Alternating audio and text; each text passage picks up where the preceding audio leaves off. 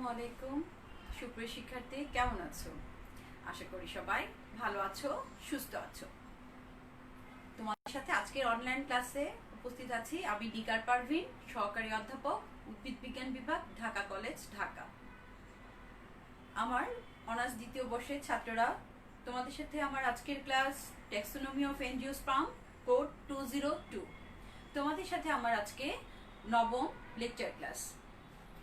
আমরা আজকে সিলেবাসের যে টপিকসটা পড়াবো সেটা হচ্ছে সিলেবাসের কনসেপ্ট অফ ট্যাক্সোনমিক ক্যারেক্টার। কোনটা পড়াচ্ছি? 6 নম্বর সিলেবাসে আছে, সিলেবাসে 6 নম্বর topics concept of taxonomic characters. ঠিক আছে?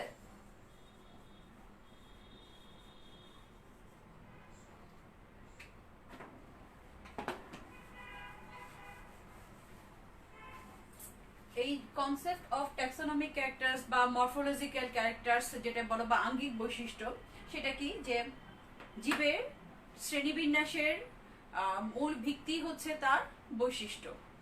হ্যাঁ, উদ্ভিদকে বা জীবের আর হচ্ছে যে শ্রেণীবিন্যাসের মূল বৈশিষ্ট্যই হচ্ছে তার যে মূল বৈশিষ্ট্য হচ্ছে তার যে শ্রেণীবিন্যাসগত বৈশিষ্ট্য। শ্রেণীবিন্যাসের মানে যে মূল ভিত্তি হচ্ছে জীবের বা উদ্ভিদের ক্ষেত্রে বলি বা যদি জীবের ক্ষেত্রে বলি, তার শ্রেণীবিন্যাসের মূল ভিত্তি হচ্ছে বৈশিষ্ট্য।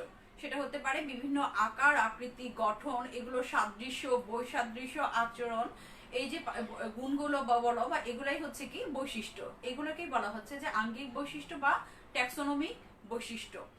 এই ট্যাক্সোনমিক বৈশিষ্ট্যগুলো উদ্ভিদের শ্রেণীবিন্যাসের ক্ষেত্রে খুবই গুরুত্বপূর্ণ, কারণ এই শ্রেণীবিন্যাস, এই বৈশিষ্ট্যগুলোর ভিত্তিতে উদ্ভিদকে শ্রেণীবিন্যাস করা যায়, কোন একটা ট্যাক্সনে নির্দিষ্ট করা যায়। সুতরাং কি বলেছি যে এই যে বৈশিষ্ট্যের কথা বললাম, যে শ্রেণীবিন্যাসের যে বৈশিষ্ট্যগুলো, এই যে আকার আকৃতি বলো, গঠন বলো, বিভিন্ন সাদৃশ্য, বৈসাদৃশ্য, এই যে গুণগুলো, এগুলোকেই বলা হচ্ছে কি বৈশিষ্ট্য, যা শ্রেণীবিন্যাসের মূল ভিত্তি। ডেভিস এবং হেউড বলেছে যে জেনারেল, দেখো এই যে বৈশিষ্ট্যের কথা বলছি, যে ট্যাক্সোনমিক ক্যারেক্টার্স, এই বৈশিষ্ট্যগুলো হচ্ছে ট্যাক্সোনমিক ক্যারেক্টার্স বা ক্যারেক্টারিস্টিক্স, যেগুলোর ভিত্তিতে উদ্ভিদকে কি করা হয়, যে শ্রেণীবিন্যাস করা হয়। হ্যাঁ, এটা কি আমি এই লেখাটা মুছে দিচ্ছি। দেখো যে হেউড এবং হচ্ছে ডেভিস কি বলেছে, যে বৈশিষ্ট্যের সংজ্ঞা সম্পর্কে কি বলেছে।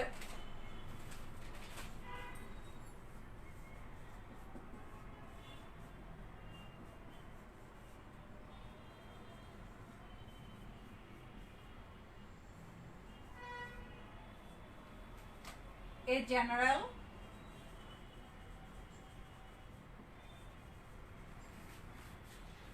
definition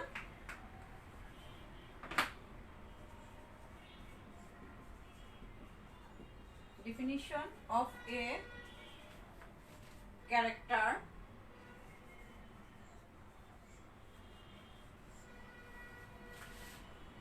is any tribute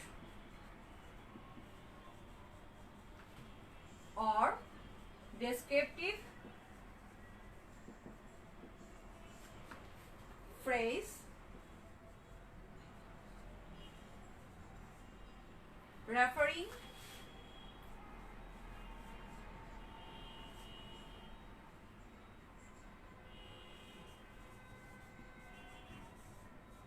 to form, structure, behavior,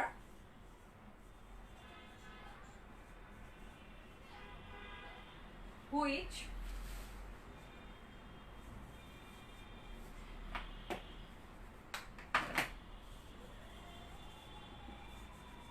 the taxonomists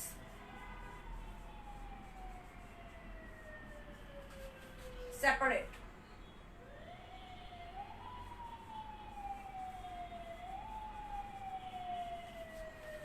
from the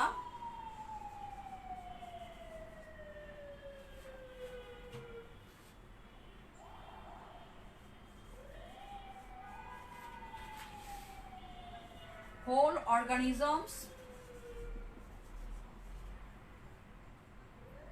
for a particular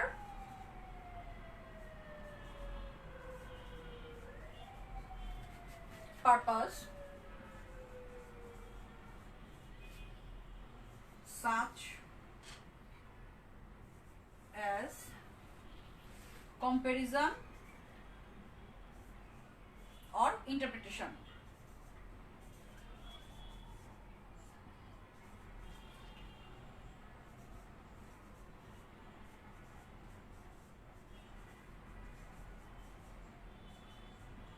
আচ্ছা, বোর্ডটা ছোট বিধায় লেখাগুলো ছোট হয়েছে, বুঝতে পারছো কিনা আমি জানি না। কি বলেছি যে জীবের শ্রেণীবিন্যাসের মূল ভিত্তি হচ্ছে এর বৈশিষ্ট্য। তো বৈশিষ্ট্য বলতে যে আকার আকৃতি বলো, সাদৃশ্য বলো, গঠন বলো, আচরণ বলো, এগুলোকেই বোঝায়।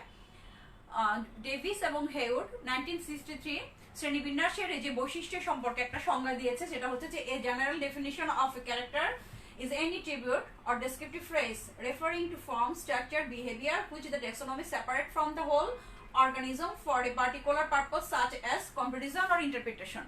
যার অর্থ কিনা হচ্ছে যে বৈশিষ্ট্য বলতে বোঝাচ্ছে যে কোনো অঙ্গ বা বর্ণনাত্মক বিষয় যার দ্বারা মানে আকৃতি, গঠন, তারপর আচরণ বোঝায়, যার দ্বারা কি করে যে শ্রেণীবিন্যাসবিদগণ তুলনা করে বা হচ্ছে পৃথক করে কোন একটা জীব থেকে এই বৈশিষ্ট্যগুলোকে পৃথক করে, সেটাই হচ্ছে কি বৈশিষ্ট্য সংজ্ঞা বলা হয়েছে।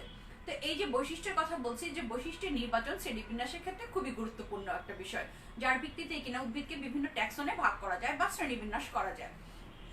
তো এই বৈশিষ্ট্যগুলো আবার বিভিন্ন রকমের আছে, যেমন হচ্ছে যে মরফোলজিক্যাল বৈশিষ্ট্য, যেটাকে আমরা বলছি যে যেটাকে বলা হয় যে মরফোলজিক্যাল বা আঙ্গিক বৈশিষ্ট্য। সেই বৈশিষ্ট্যগুলো কি? এক নম্বর যদি বলি যে বৈশিষ্ট্যগুলো, এই যে ট্যাক্সোনমিক বৈশিষ্ট্য, এগুলো আবার বিভিন্ন রকমের আছে, যেটা হচ্ছে মরফোলজিক্যাল ক্যারেক্টার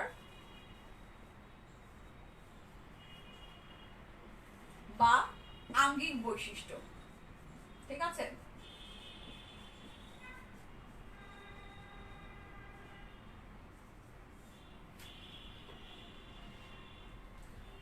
আচ্ছা এই বৈশিষ্ট্যগুলো কি? উদ্ভিদের এই যে বাহ্যিক দিক থেকে যে বৈশিষ্ট্যগুলো দেখা যায়, যেমন হচ্ছে যে উদ্ভিদের মূল, কাণ্ড, পাতা, ফুল, ফল, পুষ্পপত্র, এই বৈশিষ্ট্যগুলোকে বলা হয় যে আঙ্গিক বৈশিষ্ট্য বা মরফোলজিক্যাল বৈশিষ্ট্য। প্রাচীন কাল থেকেই এই বৈশিষ্ট্যগুলো উদ্ভিদের শ্রেণীবিন্যাসে গুরুত্বপূর্ণ ভূমিকা পালন করছে, মানে এই বৈশিষ্ট্যগুলো শ্রেণীবিন্যাসের ক্ষেত্রে বিজ্ঞানীরা ব্যবহার করে আসছে সেই সুদূর প্রাচীন কাল থেকেই। ঠিক আছে, তো এই যে বৈশিষ্ট্য কথা বললাম, যে বৈশিষ্ট্যগুলো আসলে কি, এই বৈশিষ্ট্যগুলো কি বাহ্যিক বৈশিষ্ট্যও বলা যায় বা মরফোলজিক্যাল বৈশিষ্ট্য বলা হয়, যেটাকে আমরা বলছি যে আঙ্গিক বৈশিষ্ট্য, যেটা বাহ্যিকভাবে দেখা যায়। ঠিক আছে, এই বৈশিষ্ট্যগুলো উদ্ভিদের শ্রেণীবিন্যাসের ক্ষেত্রে গুরুত্বপূর্ণ। এই বৈশিষ্ট্যগুলোকে আবার শুধু এই মরফোলজিক্যাল বৈশিষ্ট্য না, আরো কিছু বৈশিষ্ট্য আছে যেগুলো শ্রেণীবিন্যাসে ব্যবহার করা হয়, যেমন হচ্ছে অ্যানাটমিক্যাল বৈশিষ্ট্য, অ্যানাটমিক্যাল বা অন্তর্গঠনিক বা অন্তর্গঠনগত বৈশিষ্ট্য। ঠিক আছে,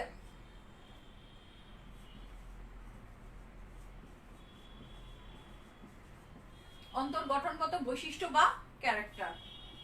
নাম্বার 2 হতে পারে আচ্ছা ফিজিওলজিক্যাল,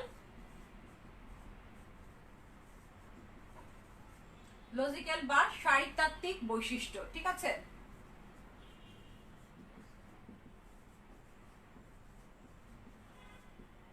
নাম্বার 3 হচ্ছে সাইটোলজিক্যাল বা কোষতাত্ত্বীয়,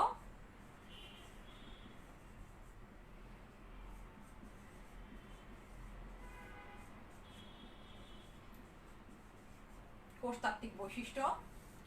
ইকোলজিক্যাল বা পরিবেশগত বৈশিষ্ট্য।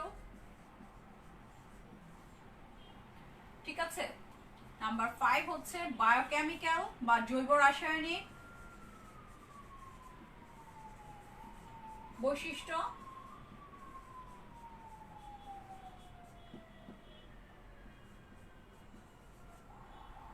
নাম্বার 6 হচ্ছে এমব্রায়োলজিক্যাল বা ভ্রূণতত্ত্বীয়।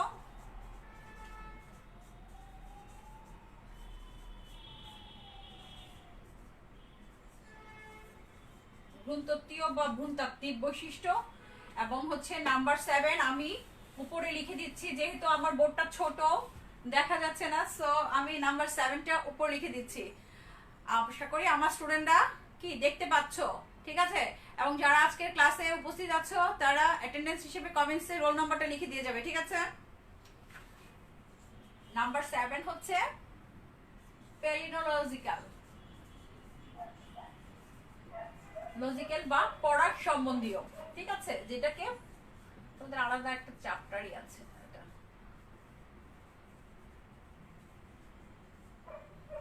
আচ্ছা, এই যে 7টা বৈশিষ্ট্য কথা বললাম, যে মানে মরফোলজিক্যাল বৈশিষ্ট্য তো মেইনলি হচ্ছে যে আঙ্গিক বৈশিষ্ট্য, যে বৈশিষ্ট্যগুলো উদ্ভিদের শ্রেণীবিন্যাসে ব্যবহার করা হয়। এছাড়াও যে বৈশিষ্ট্যগুলো অ্যানাটমিক্যাল বৈশিষ্ট্য, আমি ডেসক্রিপশনে আবার আসবো, অসুবিধা নেই। তারপর ফিজিওলজিক্যাল বৈশিষ্ট্য, সাইটোলজিক্যাল বৈশিষ্ট্য, ইকোলজিক্যাল, বায়োকেমিক্যাল, এমব্রায়োলজিক্যাল হচ্ছে, এবং হচ্ছে পেলিনোলজিক্যাল বৈশিষ্ট্য। এই বৈশিষ্ট্যগুলো শ্রেণীবিন্যাসে ব্যবহার করা হচ্ছে। যে এটা হলো বিজ্ঞানের আরেকটা শাখা, কিন্তু উদ্ভিদ বিজ্ঞানে যে এই অ্যানাটমি বলো, ফিজিওলজি বলো, এগুলো হচ্ছে বিজ্ঞানের, যে উদ্ভিদ বিজ্ঞানের সাথে যে ট্যাক্সোনমির সাথে যে বিভিন্ন শাখার সম্পর্ক, আমি স্কোপ যখন পড়িয়েছিলাম আমি এগুলো তখন দেখিয়েছি তোমাদেরকে, আশা করি মনে আছে।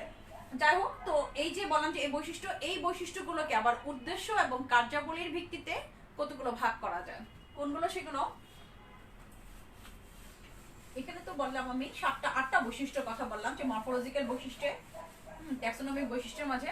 এরপর সেই বৈশিষ্ট্যগুলোকে আবার কি বলেছি, যে উদ্দেশ্য এবং কার্যাবলীর ভিত্তিতে কতগুলো ভাগে ভাগ করা যায়। সেটা হচ্ছে নাম্বার 1 যদি বলি, অ্যানালাইটিক্যাল বৈশিষ্ট্য, অ্যানালাইটিক্যাল বা বিশ্লেষণমূলক বৈশিষ্ট্য।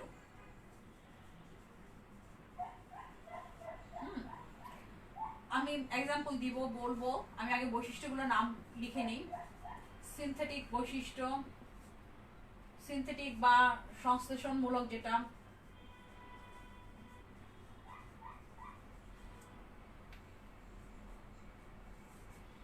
আচ্ছা। তারপর আছে হলো, বাংলাটা কি লেখা দরকার আছে? তাহলে আমি এই পাশটাতে লিখতে পারি।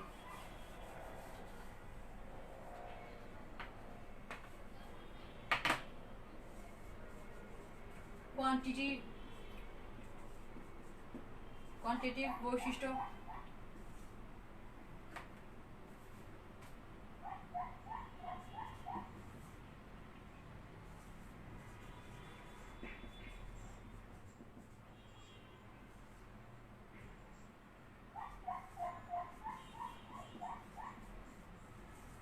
বায়োলজিক্যাল, রিপ্রোডাক্টিভ,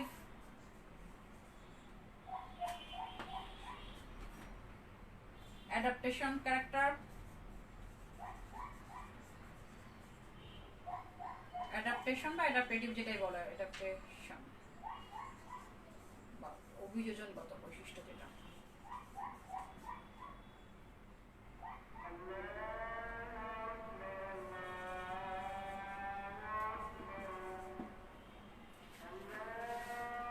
আচ্ছা, দেখা যাচ্ছে তোমাদের এখানে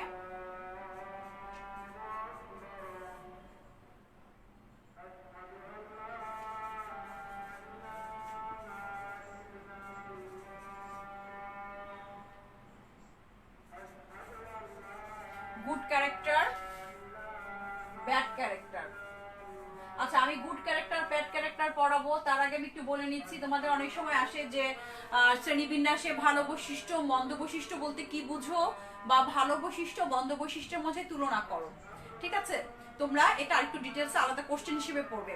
এই যখন taxonomy, concept of taxonomy character পড়াচ্ছি যখন, তখন বলে দিচ্ছে একই সাথে যে এখানে অনেকগুলো বৈশিষ্ট্য আছে, সেই বৈশিষ্ট্যগুলো প্রশ্নতে একত্রে আসতে পারে বা আলাদা করে মেনশন করে দিতে পারে যে এই এই বৈশিষ্ট্যগুলো লিখো। আমি বুঝাতে পেরেছি তোমাদেরকে?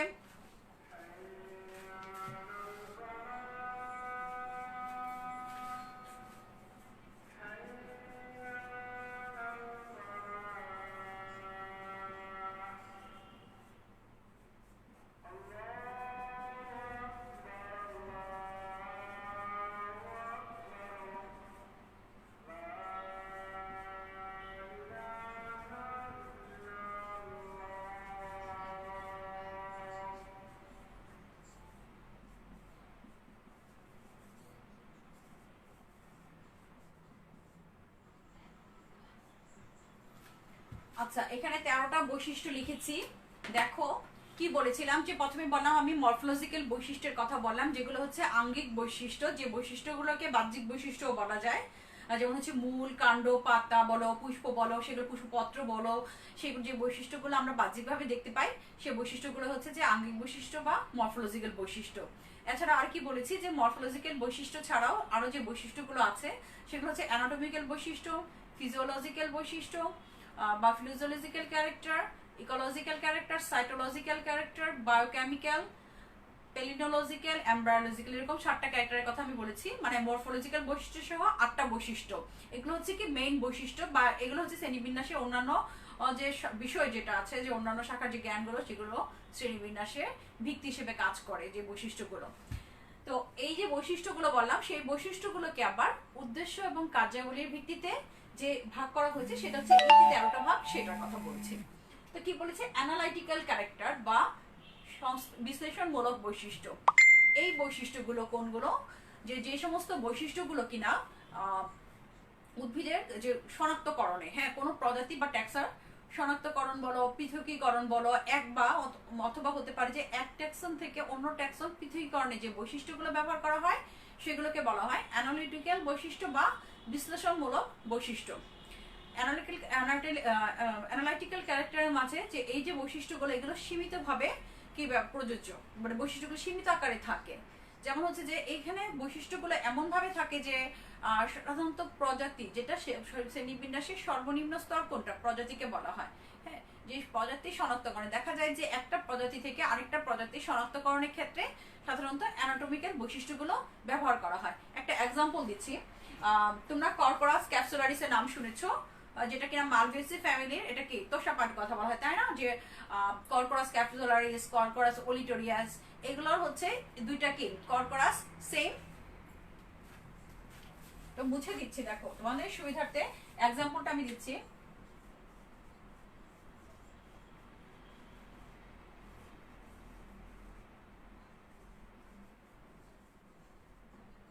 কর্কোরাস ক্যাপসুলারিস এবং হচ্ছে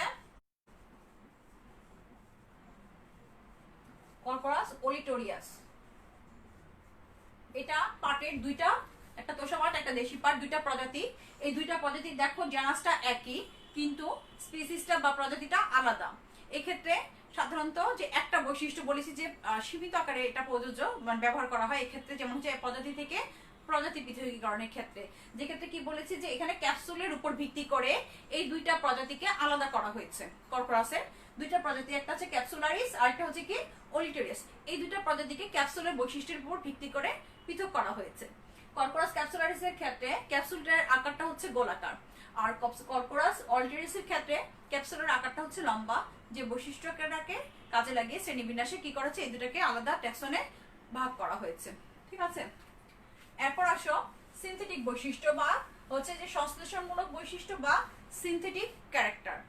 এক্ষেত্রে হয় কি, যে যখন একটা নির্দিষ্ট নিয়ম অনুসারে যে অনেকগুলো মানে প্রজাতিকে একটা গ্রুপে আবদ্ধ করা হয় বা গ্রুপে বিভক্ত করা হয়, তখন সেটাকে বলা হয় যে সেক্ষেত্রে যে বৈশিষ্ট্যগুলোকে ব্যবহার করা হয়, কাজে লাগানো হয়, সেটা হচ্ছে সিনথেটিক ক্যারেক্টার বা সংশ্লেষণমূলক বৈশিষ্ট্য। এক্ষেত্রে একটা এক্সাম্পল দিচ্ছি, যে এক্ষেত্রে যেমন হতে পারে যে গর্ভপথের সংখ্যা বলো বা প্রান্তীয় আমরা বিন্যাস, এই বৈশিষ্ট্যগুলোকে এই ধরনের শ্রেণীবিন্যাসের কাজে লাগানো যায়। কোনটা, যেটা হচ্ছে যে ফেবেসি বা লিগোমিনেসির, তোমরা জানো যে ফেবেসি গোত্রটার 3টা উপগোত্র আছে। উপগোত্র 3টা কি?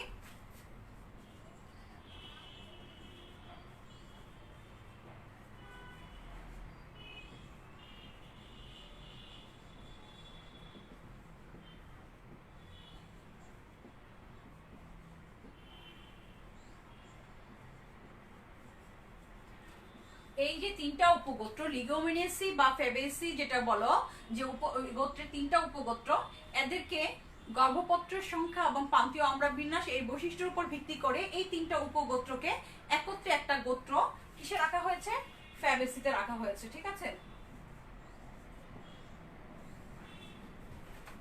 কি বলেছি যে একটা নির্দিষ্ট পদ্ধতিতে বা একটা নির্দিষ্ট নিয়মে অনেকগুলো গ্রুপকে বা পদ্ধতিকে যখন একটা গ্রুপে কি ভাগ করা হয়, সাধারণত উপরের স্তরের ক্ষেত্রে, বিশেষ করে প্রজাতির উপরের স্তরের ক্ষেত্রে এটা হচ্ছে ফ্যামিলি। ফ্যামিলিটা কি প্রজাতির উপরের স্তরে উপরের দিকে আছে, যে এটাকে বৈশিষ্ট্যের ভিত্তিতে মানে কয়েকটা বৈশিষ্ট্যের ভিত্তিতে কি করা হয়েছে, যে একটা নির্দিষ্ট গ্রুপে ভাগ করা হয়েছে, যেটা এই 3টা উপগোত্রকে গর্ভপত্রের সংখ্যা এবং গর্ভপত্র এবং হচ্ছে অম্রবিন্যাসের উপর ভিত্তি করে একটা গ্রুপ, যেটা হচ্ছে যে একটা ট্যাক্সন ফ্যাবেসি গোত্রে রাখা হয়েছে। ঠিক আছে, এটা হচ্ছে এই বৈশিষ্ট্য যেখানে যে কাজে লাগানো হচ্ছে সেই বৈশিষ্ট্যগুলো হচ্ছে সিনথেটিক ক্যারেক্টার বা সংশ্লেষণমূলক বৈশিষ্ট্য। এবার আসো কোয়ান্টিটিভ বৈশিষ্ট্য। কোয়ান্টিটিভ বৈশিষ্ট্য বা পরিমাণগত বৈশিষ্ট্য এটা কি, যখন কিনা যে সংখ্যাটা যে বৈশিষ্ট্যগুলো শ্রেণীবিন্যাসের ক্ষেত্রে কিছু বৈশিষ্ট্য আছে কি গণনা করা যায় বা পরিমাপ করা যায়। হ্যাঁ, যেমন হচ্ছে যে বীজপত্রের সংখ্যা বলো, পুষ্পপত্রের সংখ্যা বলো, হ্যাঁ এই যে বা বৃত্তির সংখ্যা যেটা পরিমাপ করা যায় বা উচ্চতা, ঠিক আছে, সেই বৈশিষ্ট্যগুলোকে বলা হয় যে পরিমাণগত বৈশিষ্ট্য বা কোয়ান্টিটিভ ক্যারেক্টার। ঠিক আছে, এই যে বললাম যে এই বৈশিষ্ট্যগুলো শ্রেণীবিন্যাসে গুরুত্ব সহকারে ব্যবহার করা হয় কোনটা কোয়ান্টিটিভ বৈশিষ্ট্যের ক্ষেত্রে। আরেকটা বৈশিষ্ট্য আছে কোয়ালিটেটিভ বৈশিষ্ট্য, যেটা হচ্ছে কি বলা হয় যে গুণবাচক বৈশিষ্ট্য। সেই বৈশিষ্ট্যগুলো কোনগুলো, যে যে বৈশিষ্ট্যগুলো গণনা বা পরিমাপ করা যায় না কিন্তু প্রকাশ করা যায়, সেই বৈশিষ্ট্যগুলোকে বলা হয় কোয়ালিটিভ বৈশিষ্ট্য বা হচ্ছে গুণবাচক বৈশিষ্ট্য। যেমন ফুলের গন্ধ, গন্ধ তো পরিমাপ করা যায় না, তাই না? ফুলের গন্ধ বলো, বর্ণ বলো, এস্টিভেশন বলো, আমরা বেশি এগুলো হচ্ছে কি কোয়ালিটেটিভ বৈশিষ্ট্য বা গুণবাচক বৈশিষ্ট্য। অনেক ক্ষেত্রে দেখা যায় যে এই যে বৈশিষ্ট্যের কথা বলছি, এই বৈশিষ্ট্যগুলোর দুই অবস্থার যে কোনো একটা অবস্থায় অনেক সময় দেখা যায়, সেক্ষেত্রে সেটাকে বলা হয় টু স্টেট ক্যারেক্টার। কি বলেছি, যে টু স্টেট ক্যারেক্টার।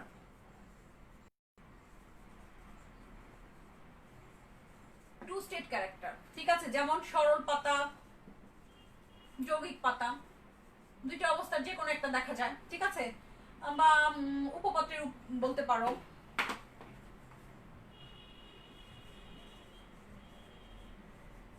উপপত্রের উপস্থিতি অথবা অনুপস্থিতি। ঠিক আছে, ক্যারেক্টার। আবার অনেক ক্ষেত্রে দেখা যায় যে অনেকগুলো বৈশিষ্ট্য মানে দুই বা ততোধিক বৈশিষ্ট্য বা অনেকগুলো বৈশিষ্ট্য কি শ্রেণীবিন্যাসে ব্যবহার করে, সেক্ষেত্রে সেটাকে বলা হয় মাল্টি স্টেট ক্যারেক্টার।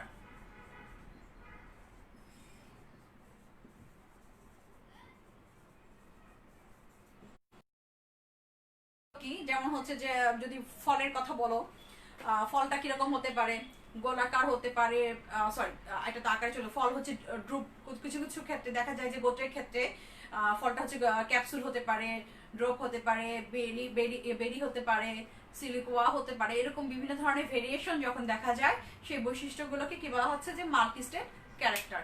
ঠিক আছে, এবার আসো বায়োলজিক্যাল ক্যারেক্টার বা জৈবিক বৈশিষ্ট্য। জৈবিক কাজের সাথে সম্পর্কিত যে বৈশিষ্ট্য সেগুলোকে বলা হয় যে জৈবিক বৈশিষ্ট্য। এটার এক্সাম্পল, পরাগায়নের সময় যে কীটপতঙ্গকে আকর্ষণ করার জন্য দেখা যায় যে আমরা জানি যে ফুলের মধ্যে যে যখন মৌমাছি আসে, মৌমাছি কিসের জন্য আসে, মধুর জন্য আসে। ঠিক আছে, যে সমস্ত ফুলে মধু থাকে তো সেই সমস্ত উদ্ভিদে কি থাকে, কীটপতঙ্গ বেশি আকৃষ্ট করে, তাই না? অনেক সময় ফুলের আকারটাও আকৃষ্ট করে, ফুলের যে মধুগ্রন্থির যে উপস্থিতি সেটাও কি করে, কীটপতঙ্গকে আকর্ষণ করে, এবং কীটপতঙ্গ আসলে সেটা কি হয়, যে এটা একটা পরাগায়ন হয়, তাই না? তো পরাগায়নের জন্য যে যে কীটপতঙ্গকে আকৃষ্ট করার জন্য উদ্ভিদে মধুগ্রন্থির উপস্থিতি, সেটা একটা জৈবিক বৈশিষ্ট্য। এছাড়া হতে পারে ল্যাবেলাম হতে পারে, পলিনিয়াম হতে পারে, এই ধরনের বিভিন্ন ধরনের বৈশিষ্ট্যকে বলা হয় জৈবিক বৈশিষ্ট্য। ঠিক আছে, এরপর আসলে রিপ্রোডাক্টিভ বৈশিষ্ট্য বা জনন বৈশিষ্ট্য। বুঝতেই পারছো যে রিপ্রোডাক্টিভ বা জনন বৈশিষ্ট্য যেগুলো হচ্ছে জননের সাথে রিলেটেড বা জনন কাজের সাথে যে সমস্ত বৈশিষ্ট্য রিলেটেড বা সম্পর্কিত সেগুলোকে বলা হয় জৈবিক বৈশিষ্ট্য। নিষেক প্রক্রিয়া বলো, জননের জন্য যে নিষেক বলো বা হচ্ছে যে যৌন প্রজনন, অযৌন প্রজনন, নিষেক্রিয়া, এই বৈশিষ্ট্যগুলো হচ্ছে কি জনন বৈশিষ্ট্য। এবার আসো অ্যাডাপটেটিভ বৈশিষ্ট্য বা হচ্ছে অ্যাডাপ্টেশন বা হচ্ছে যে অভিযোজনিক বৈশিষ্ট্য। এই বৈশিষ্ট্যটা কোনটা, তো অভিযোজনের সাথে সম্পর্কিত যে বৈশিষ্ট্যগুলো, যেমন জীবের, উদ্ভিদ কি পরিবেশের সাথে যে বৈশিষ্ট্যগুলো দ্বারা বৈশিষ্ট্যের কারণে অভিযোজিত হয় সেটাকে বলা হয় অভিযোজনিক বৈশিষ্ট্য। এক্ষেত্রে তোমাদেরকে একটা এক্সাম্পল দিচ্ছি। মরুজ উদ্ভিদে সাধারণত দেখা যায় যে পাতা যেটা থাকে সেটা কি হয়, যে কাঁটায় রূপান্তরিত হয়, এবং সেখানে যে মানে ফাইলোক্ল্যাডের উপস্থিতি সেটা একটা কি যে যার জন্য কি হয় যে মরুজ উদ্ভিদে কি দেখা যায় যে পাতাগুলো অনেক অসংখ্য গায়ের মধ্যে কি থাকে, কাটা থাকে, তাই না? মরুজ উদ্ভিদের ক্ষেত্রে যে এই যে বৈশিষ্ট্যটা সেটা কি একটা তার অভিযোজনিক বৈশিষ্ট্য, ওই পরিবেশে টিকে থাকার জন্য তার যে পরিবর্তনটা বা বাহ্যিক বৈশিষ্ট্যের পরিবর্তন সেটা হচ্ছে কি বলা হয় যে অ্যাডাপ্টেটিভ বৈশিষ্ট্য বা অভিযোজনিক বৈশিষ্ট্য। ঠিক আছে, সেটা মরুজ উদ্ভিদের ক্ষেত্রে দেখা যায় ফাইলোগ্ল্যান্ডের উপস্থিতি। তেমনই ভাবে জলজ উদ্ভিদের ক্ষেত্রে দেখা যায় যে ভাসমান মূল দেখা যায় জলজ উদ্ভিদের ক্ষেত্রে, যার দ্বারা কি হয় জলজ উদ্ভিদ ওই জলজ পরিবেশে ভেসে থাকতে পারে। সেটা উদ্ভিদের একটা জলজ পরিবেশে বেঁচে থাকার জন্য তার একটা অভিযোজনিক বৈশিষ্ট্য। তেমনই ভাবে আরেকটা এক্সাম্পলের কথা বলা যেতে পারে, যেটা হচ্ছে কি ম্যানগ্রোভ উদ্ভিদের ক্ষেত্রে দেখা যায়। তোমরা সুন্দরবনের উদ্ভিদগুলো পড়েছো, তাই না? উদ্ভিদ সম্পর্কে জানো যে বা ম্যানগ্রোভ ফরেস্টের কথা পড়েছো, সেখানে উদ্ভিদের একটা বিশেষ অভিযোজনিক বৈশিষ্ট্য হচ্ছে কি ভিভিপারাস জার্মিনেশন, ঠিক আছে, বা জরায়ুজ অঙ্কুরোদ্গম, ঠিক আছে, বা শ্বাসমূলের উপস্থিতি, ঠিক আছে, সেটা সেই পরিবেশে টিকে থাকার জন্য উদ্ভিদের কি অভিযোজনিক বৈশিষ্ট্য। আচ্ছা, এরপর আসো গুড ক্যারেক্টার। গুড ক্যারেক্টার যেটা হচ্ছে যে উদ্ভিদের কতগুলো বৈশিষ্ট্য আছে, কি উদ্ভিদের সমস্ত বৈশিষ্ট্য বা জীবের বৈশিষ্ট্য সাধারণত কি দ্বারা নিয়ন্ত্রিত হয়, জিন দ্বারা নিয়ন্ত্রিত হয়, বা এগুলো বংশগতভাবে নিয়ন্ত্রিত হয় বৈশিষ্ট্যগুলো। যেটা হচ্ছে যে কিছু বৈশিষ্ট্য পরিবর্তিত হতে পারে বা ভেরিয়েশন থাকে বেশি, আবার কিছু বৈশিষ্ট্যের ভেরিয়েশনটা কম বা তারতম্যটা কম থাকে এবং পরিবেশের সাথে পরিবর্তিত হতে পারে। তো এর বেসিসে এগুলোকে দুইটা ভাগে ভাগ করা যায়, একটা হচ্ছে যে মন্দ বৈশিষ্ট্য এবং হচ্ছে আরেকটা ভালো বৈশিষ্ট্য বা গুড ক্যারেক্টার। তো গুড ক্যারেক্টারের ক্ষেত্রে দেখা যায় যে এই বৈশিষ্ট্যগুলো সাধারণত কি দ্বারা, জিন দ্বারা নিয়ন্ত্রিত হয়, হ্যাঁ, বা বংশগতভাবে নিয়ন্ত্রিত হয়। এবং এই বৈশিষ্ট্যগুলোর মাঝে দেখা যায় যে তারতম্য বা ভেরিয়েশনটা কি থাকে, কম থাকে। কিসের ক্ষেত্রে বলেছি যে গুড ক্যারেক্টারের ক্ষেত্রে আমরা বলছি যে কি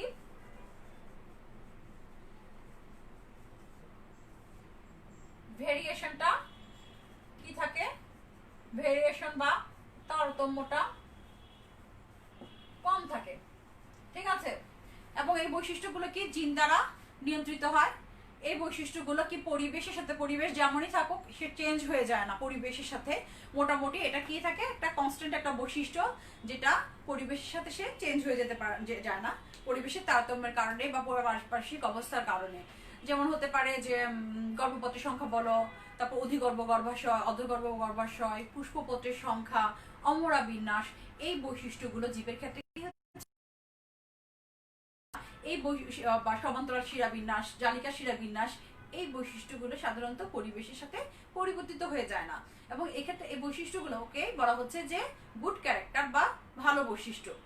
শ্রেণীবিন্যাসবিদগণ যখন শ্রেণীবিন্যাস করেন তখন তারা সাধারণত যে বৈশিষ্ট্যগুলোকে নিয়ে কাজ করে বা তাত্ত্বিক বৈশিষ্ট্যগুলো কাজ করে, তার মধ্যে হচ্ছে অনেকগুলো বৈশিষ্ট্য নিয়ে কাজ করে, কিন্তু দেখা গিয়েছে যে গুড ক্যারেক্টার নিয়ে তারা কাজ করে কারণ সাধারণত দেখা যায় যে এই বৈশিষ্ট্যগুলো কনস্ট্যান্ট থাকে এবং এগুলোর হচ্ছে কি ভেরিয়েশন কম, এগুলো সহজে চেঞ্জ হয়ে যায় না, যার জন্য এই বৈশিষ্ট্যগুলো তারা শ্রেণীবিন্যাসে তারা সুন্দরভাবে এটা কাজে লাগাতে পারে। শ্রেণীবিন্যাসে সুনির্দিষ্টভাবে এই বৈশিষ্ট্যগুলোই তারা বেশি কাজে লাগায় এবং এটাই গ্রহণযোগ্যতা পেয়েছে। বেশি গুড ক্যারেক্টারের কথা বলেছি। এরপর আসো ব্যাড ক্যারেক্টার বা মন্দ বৈশিষ্ট্য। এটা হচ্ছে কি ভালো বৈশিষ্ট্য।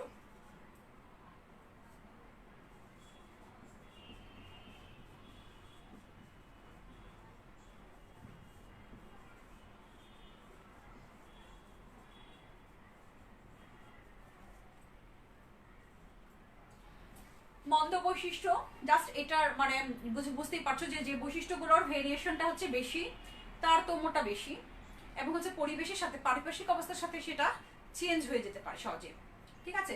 কোন বৈশিষ্ট্যগুলো এগুলো, যদি সূর্যের আলো পায়, দেখা যায় যে আমরা জানি যে উদ্ভিদের পাতার যে ক্লোরোফিলের যে উপস্থিতি, দেখা যায় যে সূর্যের আলো যখন পায় তখন কি থাকে, পাতাগুলো বেশি গাঢ় সবুজ হয়। সেটা হলো যে যে সমস্ত ক্ষেত্রে উদ্ভিদ, আবার যদি পাতা সূর্যের আলো কম পায় পাতার বর্ণটা গাঢ় সবুজ হয় না, পাতাটার গঠনটা ওরকম হয় না, সেটা কি চেঞ্জ হতে পারে, মানে কি আলোর উপর ডিপেন্ড করে এটা চেঞ্জ হতে পারে।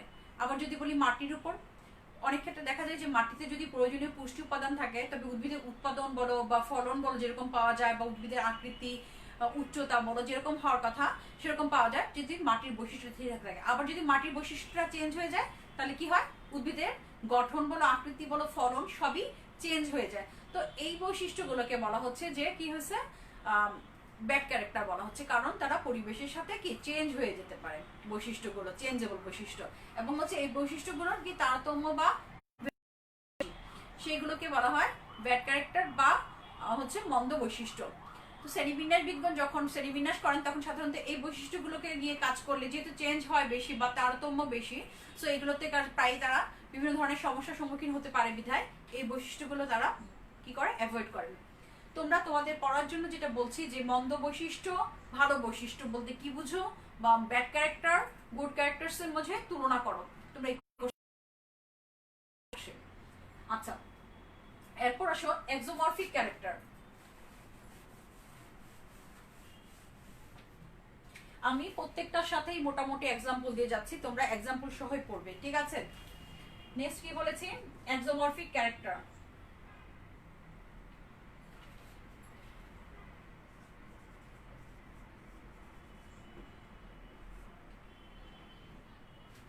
এক্সোমরফিকের পরে আসো এন্ডোমরফিক আছে, আমি দুইটা পাশাপাশি বলছি।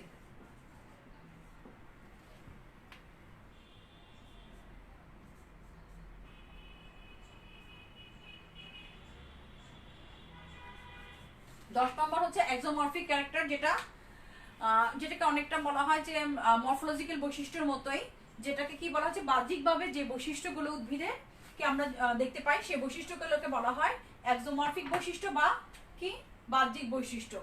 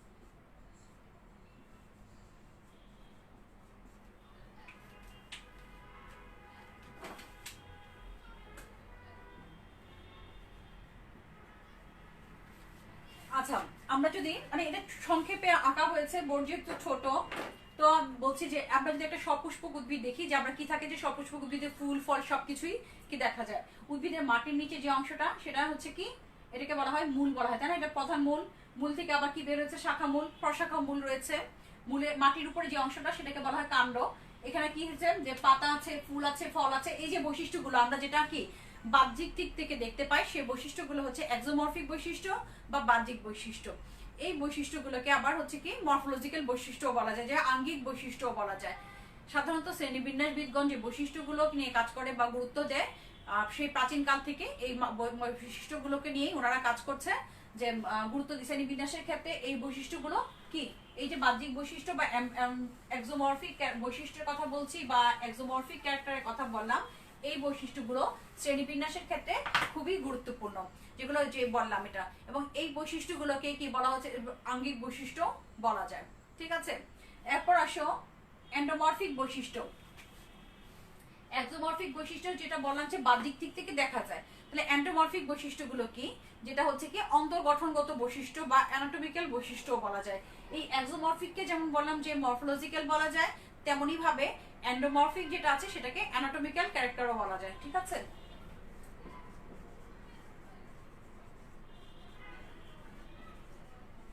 এন্ডোমরফিক, এন্ডোমরফিককে অ্যানাটমিক্যাল কেন বলা যায়, যে সাধারণত দেখা যায় যে আমরা তো বাহ্যিক থেকে বললাম যে যেটা দেখতে পাচ্ছি, যে কিন্তু ভেতরের যে অন্তর্গঠন, যেমন হচ্ছে মূলের বলো, কাণ্ড বলো, পাতা, পুষ্পপত্র বা ফুল, আমরা অনেক সময় কি করি, সেকশন করি, তাই না? আমরা মাইক্রোস্কোপে তোমরা প্র্যাকটিক্যালে যেটা দেখো সেটা কি অন্তর্গঠন, তাই না? যে মূলের অন্তর্গঠন করে দেখেছো, আগে কাণ্ডের অন্তর্গঠন দেখেছো, বা ফুলের যে অন্তর্গঠন করবো, যে বৈশিষ্ট্যগুলো দেখা যায় অন্তর্গঠন করলে, বা ভিতরে যে টিস্যুগুলো বলো, ভাস্কুলার বান্ডেল বলো, হ্যাঁ, বা হচ্ছে যে ক্যাম্বিয়ামের উপস্থিতি, যে জিনিসগুলো দেখা যায় সেকশন করে, সেটা সেই বৈশিষ্ট্যগুলো হচ্ছে কি এন্ডোমরফিক বৈশিষ্ট্য। এই বৈশিষ্ট্যগুলোকেই বলা হয় অ্যানাটমিক্যাল বৈশিষ্ট্যও বলা যায় এটাকে, ঠিক আছে? এই বৈশিষ্ট্যগুলো শ্রেণীবিন্যাসে অন্যান্য বৈশিষ্ট্যের সাথে সাথে এই বৈশিষ্ট্যগুলো শ্রেণীবিন্যাসবিদগণ কি করে, যে শ্রেণীবিন্যাসে ব্যবহার করেন। কোন যখন দেখা যায় যে প্রচলিত বৈশিষ্ট্য দ্বারা শ্রেণীবিন্যাস করা যায় না, সেক্ষেত্রে এই বৈশিষ্ট্যগুলো গুরুত্ব সহকারে ব্যবহার করেন ওনারা। এবং উদ্ভিদের, বিশেষ করে গুপ্তবীজী উদ্ভিদের ক্ষেত্রে, যে বিবর্তনের ক্ষেত্রে এই বৈশিষ্ট্যগুলো সুশৃঙ্খলভাবে সুন্দরভাবে কাজে লাগানো যায়, এই বৈশিষ্ট্য এন্ডোমরফিক বৈশিষ্ট্যগুলো। এবার আসো ট্যাক্সোনমিক বৈশিষ্ট্য। অলরেডি বলে ফেলেছি ট্যাক্সোনমিক বৈশিষ্ট্য, কিন্তু তারপর আবারও বলছি, যেহেতু এটা 12 নম্বর হচ্ছে কি, নাম্বার 12 হচ্ছে ট্যাক্সোনমিক ক্যারেক্টার। তো ট্যাক্সোনমিক ক্যারেক্টার, এরপর হচ্ছে আরেকটা আছে ডায়াগনস্টিক ক্যারেক্টার, ঠিক আছে? ট্যাক্সোনমিক বৈশিষ্ট্য, প্রথমে যেটা বলেছি যে যে বৈশিষ্ট্যগুলো শ্রেণীবিন্যাসে ব্যবহার করা হয়, ঠিক আছে, সেই বৈশিষ্ট্যগুলোকে বলা হয় ট্যাক্সোনমিক বৈশিষ্ট্য। সেখানে কি বলেছিলাম যে ট্যাক্সোনমিক বৈশিষ্ট্যের সাথে সাথে এখানে হচ্ছে যে ট্যাক্সোনমিক বৈশিষ্ট্যের ক্ষেত্রে যে জিনিসটা হচ্ছে যে এই বৈশিষ্ট্যগুলো জীবের কি শ্রেণীবিন্যাসের ক্ষেত্রে গুরুত্বপূর্ণ ভূমিকা পালন করে, এবং হচ্ছে যে যে বৈশিষ্ট্যগুলো, যে ধরুন আকার, আকৃতি, গঠন, সেই বৈশিষ্ট্যগুলোকে বলা হয় যে ট্যাক্সোনমিক, মানে সাদৃশ্য, বৈসাদৃশ্য, এগুলোই হচ্ছে বাহ্যিক উদ্ভিদের বৈশিষ্ট্য, এবং হচ্ছে শ্রেণীবিন্যাসের মূল ভিত্তি হিসেবে কাজ করে এই বৈশিষ্ট্য। এগুলোই হচ্ছে কি ট্যাক্সোনমিক বৈশিষ্ট্য। এক্ষেত্রে এই যে ট্যাক্সোনমিক বৈশিষ্ট্যগুলো বললাম, সেক্ষেত্রে আরো কি বৈশিষ্ট্য হতে পারে, যেটা বলেছি অ্যানাটমিক্যাল বৈশিষ্ট্য বলো, ফিজিওলজিক্যাল বৈশিষ্ট্য বলো, বা শারীরতাত্ত্বিক বৈশিষ্ট্য, এমব্রায়োলজিক্যাল ক্যারেক্টার, সাইটোলজিক্যাল ক্যারেক্টার, তারপর হচ্ছে পেলোলজিক্যাল ক্যারেক্টার, বায়োকেমিক্যাল ক্যারেক্টার। এই বৈশিষ্ট্যগুলো হচ্ছে কি শ্রেণীবিন্যাসের ভিত্তি হিসেবে কাজ করে, যে শ্রেণীবিন্যাসে ট্যাক্সোনমিক বৈশিষ্ট্য হিসেবে কাজ করে, যে বিভিন্ন শাখার যে বৈশিষ্ট্যগুলো, ঠিক আছে? আচ্ছা, আরেকটা কি বললাম যে ডায়াগনস্টিক ক্যারেক্টার, ঠিক আছে?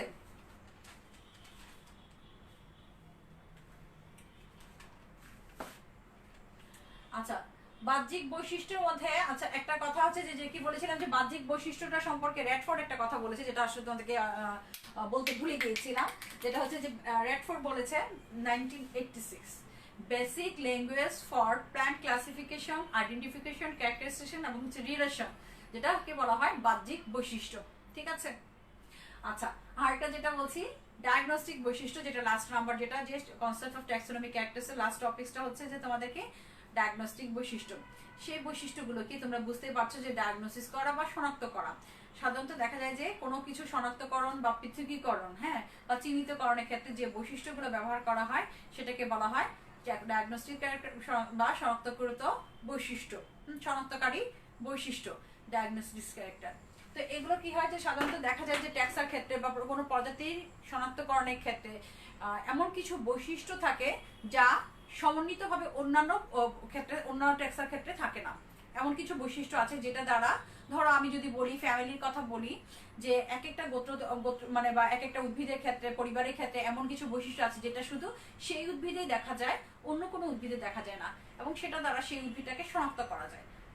শ্রেণীবিন্যাসবিদগণ যখন উদ্ভিদ শনাক্ত করে, তখন দেখা গিয়েছে যে অনেক বৈশিষ্ট্য ওরা সাদৃশ্য পেয়েছে, অনেক বৈশিষ্ট্যে দেখা যায় যে বৈসাদৃশ্য রয়েছে। তো এই ক্ষেত্রে যেটা বলছি যে ডায়াগনোসিস ক্যারেক্টারসের ক্ষেত্রে যে কিছু বৈশিষ্ট্য আছে সমন্বিতভাবে সবগুলো উদ্ভিদে থাকে না, কিছু পরিবারে নির্দিষ্ট থাকে, হ্যাঁ, বা কিছু ট্যাক্সের মধ্যে এটা নির্দিষ্ট থাকে। এক্সাম্পল হিসেবে বলতে পারি যে তোমরা মালভেসি পড়ে আসছো, তাই না? মালভেসি তোমরা আগে দেখেছো যে তোমাদের এইচএসসি ছিল, যে সেখানে কি ছিল, পরিবারের একটা বিশেষ বৈশিষ্ট্য হচ্ছে কি পিচ্ছিল একটা পদার্থ বা মিউসিলেজের উপস্থিতি, সেটা সেই পরিবারে দেখা যায়। তারপর হচ্ছে যদি বলি জিঞ্জিবারেসির কথা, জিঞ্জিবারেসি উদ্ভিদের যেটা আছে আদাতে একটা এক ধরনের স্মেল তোমরা পাও, তাই না? যে একটা কড়া একটা গন্ধ আছে, সেটা শুধু ওই জিঞ্জিবারেসি পরিবারেই থাকে। আবার ল্যামিয়েসি পরিবারে এক ধরনের কি থাকে, একটা ওইটাতেও এক ধরনের স্মেল থাকে। তো এরকম কিছু বৈশিষ্ট্য যেটা ওই ট্যাক্সনে ওকে এটাকে আর বিশেষ শনাক্তকারী বৈশিষ্ট্য হিসেবে বলা যায়। সাধারণ কিছু প্রচলিত বৈশিষ্ট্য মোটামুটি দ্বিবীজপত্রী বলো, একবীজপত্রী বলো, এই উদ্ভিদগুলোতে মোটামুটি বৈশিষ্ট্যগুলো কি অনেক ক্ষেত্রে দেখা যায় যে কমন থাকে, কিন্তু স্পেসিফিক কিছু বৈশিষ্ট্য থাকে যেটা দ্বারা সেটাকে কি শনাক্ত করা যায়, যেটা ওই একটা বা দুইটা শনাক্তকারী বৈশিষ্ট্যই ওই গ্রুপের প্রতিনিধিত্ব করে। যেমন আরেকটা এক্সাম্পল দিতে পারি, যেটা হচ্ছে অ্যাস্টারেসি পরিবারটা, যেটা দ্বিবীজপত্রীর আধুনিক পরিবার। সেক্ষেত্রে দেখা গেছে যে সিনজেনেসিস পরাগধানী বা সংযুক্ত পরাগধানী বা ক্যাপিচুলামের অবস্থান, পুষ্পবিন্যাসটা কি ধরনের, ক্যাপিচুলাম বলা হয় বা শিরোমঞ্জরি বলা হয়। তারপর হচ্ছে যে যুক্ত পরাগধানী, যেটা বললাম যে সিনজেনেসিস, ফল হচ্ছে সিপসেরা। এই যে বৈশিষ্ট্যগুলা বা যে বিতি যে পেপাসের রূপান্তর, এই বৈশিষ্ট্যগুলো হচ্ছে স্পেসিফিক বৈশিষ্ট্য, যেগুলো দ্বারা কি করা হয় ওই পরিবারটাকে বা ওই গ্রুপটাকে শনাক্ত করা যায় বা ডায়াগনোসিস করা যায়। এটাকে বলা হচ্ছে কি শনাক্তকারী বৈশিষ্ট্য বা ডায়াগনস্টিক ক্যারেক্টার। আশা করি তোমরা কি বুঝতে পেরেছো। তা আমি আজকে কি পড়লাম তোমাদের, কনসেপ্ট অফ ট্যাক্সোনমিক ক্যারেক্টার্স, যেটা সিলেবাসের নাম্বার 6-এ আছে। সেখানে কি আছে যে ট্যাক্সোনমিক বৈশিষ্ট্য, মরফোলজিক্যাল বৈশিষ্ট্য। আমি পড়েছি মরফোলজিক্যাল বৈশিষ্ট্যের মধ্যে তো আমরা অনেকগুলো পড়লাম, যেটা অ্যানাটমিক্যাল, ফিজিওলজিক্যাল, বায়োকেমিক্যাল পড়েছি, সাইটোলজিক্যাল, এরকম বৈশিষ্ট্য। এবং ওই বৈশিষ্ট্যগুলোকে উদ্দেশ্য এবং কার্যাবলীর ভিত্তিতে যে 13টা ভাগে ভাগ করা হয়েছে, সেই বৈশিষ্ট্যগুলো আমরা আলোচনা করেছি। এই প্রশ্নটা আসে, ঠিক আছে। সো এই চ্যাপ্টারটাও তোমাদেরকে কি পড়তে হবে সুন্দর করে। আমার মনে হয় আমি তোমাদেরকে ক্লাসে বোঝানোর চেষ্টা করেছি, আশা করি বুঝতে পেরেছো। বাকিটা তোমরা বই দেখে পড়ে নিবে, আর যদি কোনো সমস্যা থাকে অবশ্যই আমাকে জানাবে, ঠিক আছে। আর যারা ক্লাসটা অ্যাটেন্ড করেছো তারা অবশ্যই কমেন্টসে রোল নাম্বারটা লিখে যাবে, সেটা আমার সুবিধার্থের জন্য, ঠিক আছে। আর নেক্সট ক্লাস পর্যন্ত ভালো থাকো, সুস্থ থাকো, পড়ালেখার মাঝে থাকো, ঠিক আছে। সবার জন্য অনেক শুভকামনা, দোয়া থাকলো। আল্লাহ হাফেজ।